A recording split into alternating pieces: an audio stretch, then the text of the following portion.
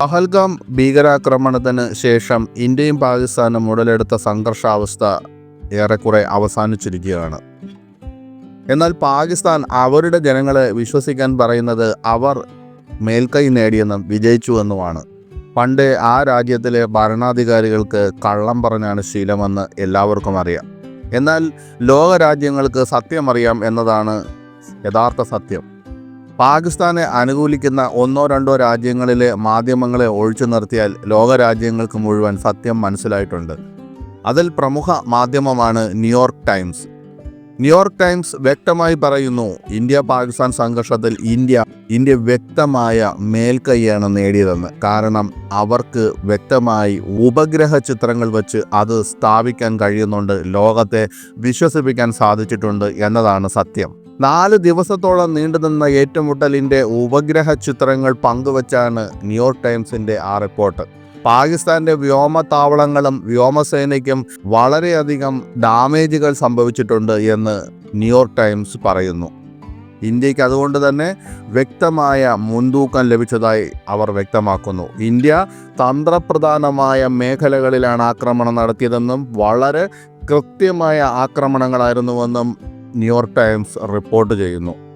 ആക്രമണത്തിന് മുൻപും ശേഷവുമുള്ള ഉപഗ്രഹ ചിത്രങ്ങളടക്കം പങ്കുവച്ചുകൊണ്ടാണ് പാകിസ്ഥാന്റെ വ്യോമത്താവളങ്ങൾക്ക് വ്യക്തമായ നാശനഷ്ടങ്ങൾ ഉണ്ടായതെന്ന് ന്യൂയോർക്ക് ടൈംസ് റിപ്പോർട്ട് ചെയ്യുന്നു. 2 ആണവ രാജ്യങ്ങൾ തമ്മിലുള്ള ഏറ്റവും വിപുലമായ പോരാട്ടമായിരുന്നു ഈ കഴിഞ്ഞു പോയത്. 4 ദിവസത്തോളമേ പോരാട്ടം നീണ്ടു നിന്നുള്ളെങ്കിലും ഇരു രാജ്യങ്ങളുടെ ശക്തി അറിയിക്കാൻ അത് കാരണമായി. പാകിസ്ഥാന്റെ വാദങ്ങളെല്ലാം പൊള്ളയാണെന്നും ഇന്ത്യക്ക് മുന്നിൽ പാകിസ്ഥാൻ ഒന്നുമല്ലെന്നുമാണ് ഈ കഴിഞ്ഞ സംഘർഷാവസ്ഥയിലൂടെ ലോകത്തിന് വെളിപ്പെട്ടത്.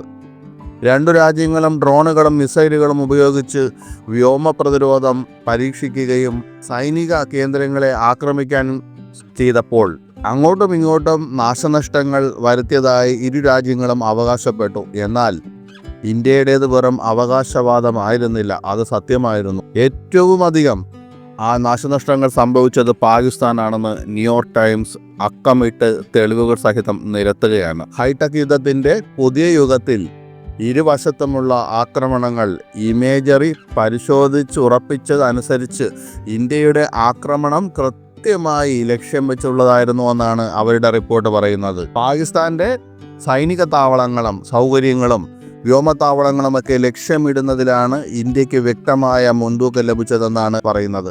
അല്ലാതെ പാകിസ്ഥാനെ പോലെ കുറേ ഡ്രോണുകളെ അലക്ഷ്യമായി ജനവാസ മേഖലകളിലേക്ക് പറത്തിവിട്ടും എവിടെന്നോ കിട്ടിയ ചില മിസൈലുകളെയൊക്കെ എടുത്ത് പറത്തിവിട്ടും അല്ല ഇന്ത്യൻ സൈന്യം യുദ്ധം ചെയ്തത്. ഇന്ത്യൻ സൈന്യം വളരെ പ്രൊഫഷണലായി യുദ്ധം ചെയ്യുകയായിരുന്നു. ഇലക്ട്രോണിക് വാർഫെയറുകൾ ഉപയോഗിച്ച് യുദ്ധം ചെയ്യുകയായിരുന്നു.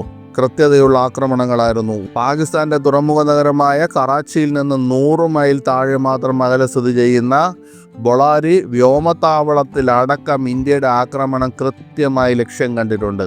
ഇന്ത്യയുടെ ആക്രമണത്തിൽ വ്യക്തമായ കേടുപാടുകൾ ഇവിടെ അടക്കം സംഭവിച്ചതായിട്ട് ഉപഗ്രഹ ദൃശ്യങ്ങളിൽ നിന്ന് വ്യക്തമാണെന്ന് ന്യൂയോർക്ക് ടൈംസ് റിപ്പോർട്ട് ചെയ്യുന്നു. പാകിസ്ഥാൻ സൈനിക ആസ്ഥാനത്തിനും അവരുടെ പ്രധാനമന്ത്രിയുടെ ഓഫീസിനും ഏകദേശം 15 മൈൽ പരിധിക്കുള്ളിൽ ഇന്ത്യക്ക് ആക്രമണം നടത്താനായതടക്കം ചൂണ്ടിക്കാട്ടിക്കൊണ്ടുള്ളതായിരുന്നു ന്യൂയോർക്ക് ടൈംസിൻ്റെ റിപ്പോർട്ട്. പാകിസ്ഥാനിലെ റഹീം ഹാരിയാൻ വ്യോമത്താവളത്തിലെ റൺവേ പ്രവർത്തനക്ഷമമല്ലെന്ന് മെയ് 10 പാകിസ്ഥാൻ ഒരു നോട്ടീസ് നൽകിയതായും റിപ്പോർട്ടിൽ പറയുന്നു. ഇത് എന്തുകൊണ്ടാണെന്ന് കൃത്യമായി ന്യൂയോർക്ക് ടൈംസ് പറയുന്നുണ്ട്. അത് ഇന്ത്യയുടെ ആക്രമണത്തെ തുടർന്നാണെന്നാണ് ന്യൂയോർക്ക് ടൈംസ് ചൂണ്ടിക്കാട്ടുന്നത്. ചുരുക്കത്തിൽ പാകിസ്ഥാന്റെ പ്രതിരോധ സന്നാഹങ്ങളെയെല്ലാം തകർത്തുകൊണ്ട് ഇന്ത്യയുടെ ഓപ്പറേഷൻ സിന്ദൂർ വിജയം കൈവരിച്ചതായി ന്യൂയോർക്ക് ടൈംസ് റിപ്പോർട്ട് ചെയ്യുന്നു.